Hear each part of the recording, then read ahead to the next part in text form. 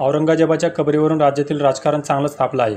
याच मुद्द्यावरून आता शरद पवार गटाच्या 2 मतप्रवाह असल्याचं दिसून आलं आहे।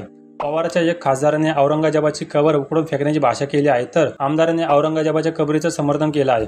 त्यामुळे शरद पवार गटात या मुद्द्यावरून संभ्रमात असल्याचं दिसून येत आहे। औरंगजेबाने छत्रपती संभाजी महाराज यांचा प्रचंड छळ केला, संभाजी महाराजांची हत्या केली, त्यामुळे औरंगजेबाची महाराष्ट्रातील कबर खोदून काढावी अशी मागणी होत आहे।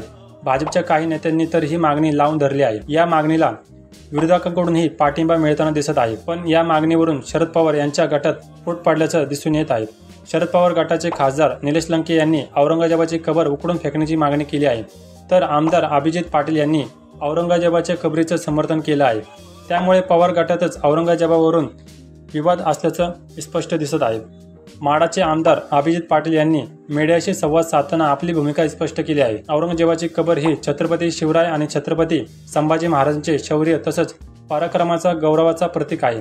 हा शौर्याचा इतिहास पुढच्या पिढीला कळायला हवा असं म्हणत अभिजित पाटील यांनी औरंगजेबाच्या कबरीचं समर्थन केलं आहे।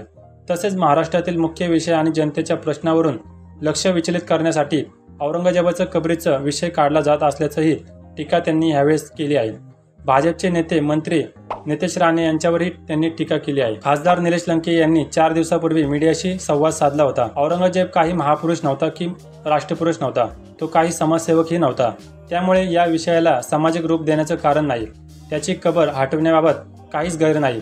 औरंगजेबाची कबर काढून टाकलीच पाहिजे असं निलेश लंके यांनी म्हटलं आहे। कबरीबाबत सरकार वेळकाढूपणाची भूमिका घेत असल्याचाही आरोप निलेश लंके यांनी केला आहे। तुमचं मत कमेंट्स बॉक्समध्ये नक्की सांगा।